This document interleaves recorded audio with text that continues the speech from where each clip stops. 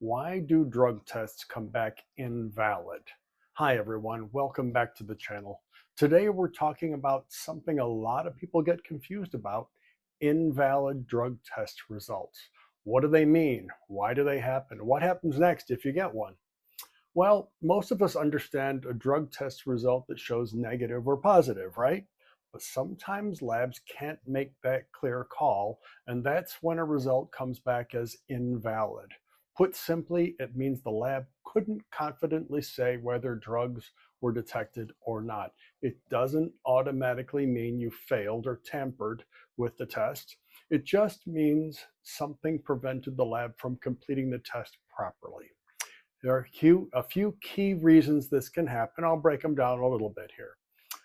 Abnormal pH levels. Urine has a normal pH range. If it's outside that range, the lab can't trust the chemistry. This can happen because of a health condition like a urinary infection, some medications you're taking, or could have been corrupted in transit to the lab by severe weather conditions, hot weather, cold weather, long delays. It could be immunoassay interference. So the first step in testing is a screening called immunoassay. It's a screening test. If it's negative, they release the result and there's no further testing done. It's the quick test. But certain medications, some prescriptions or cold medicines, can interfere with this screening and make the lab unable to detect drug markers accurately. Sometimes there's low creatinine or specific gravity. Labs check how concentrated your urine is by looking at creatinine and specific gravity. If you drank tons of water before the test or naturally have very dilute urine, the sample may not be strong enough or concentrated enough to be able to analyze it accurately. There may be some unusual physical traits to the urine. Let's say the lab looks at it and it just looks strange. Maybe the color is strange, or there's a strong chemical smell, foaminess, or a mismatch between two split bottles, meaning they're slightly different colors. Labs treat that as a red flag and may call the test invalid. Oxidants. Things like bleach or hydrogen peroxide can break down drug chemicals in a sample. Whether it's intentional or for contamination, the result may be a sample that cannot be analyzed. This is something that would come up in discussion between the donor and the medical review officer. There could be testing interference. We're seeing more of that. Even after the initial screening, labs do advanced confirmation tests. If something interferes with this precise analysis, like unknown chemicals, the lab still can't issue a result. So just remember that invalid does not mean positive. An invalid test isn't the same as a failed test. It just means the lab couldn't complete the analysis. So what happens if you get an invalid result?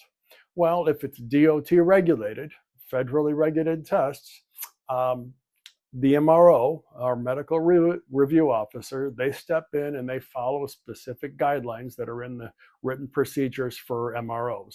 They'll determine if there's a medical reason for the invalid result and decide the next steps. Often they'll order a retest. It's really up to them. Non-DOT invalid results, that's really up to the employer. So make sure if you're an employer with non-DOT regulated employees that you address this type of thing in your written policy. A retest might be a good option. Having them consult their own physician to maybe explain why they can't produce a valid result. These are all types of things that you're going to want to think about before it happens to you. So let's summarize. An invalid result means the lab couldn't complete the analysis. It doesn't automatically mean a person failed the drug tests. There are a lot of reasons, from health factors to sample issues, temperature during transit, all kinds of things.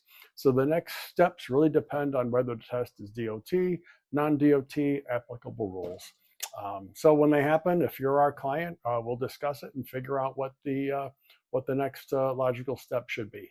Thank you for watching. If you learned something today, hit like and subscribe. If you're an employer who needs drug testing, visit inoutlabs.com. Our prices and service agreements are listed there. If you need just one test, you can order it from our e-commerce website, drugtestingshop.com. In the meantime, I'm Tim Teleke from In Out Labs, and thanks for watching.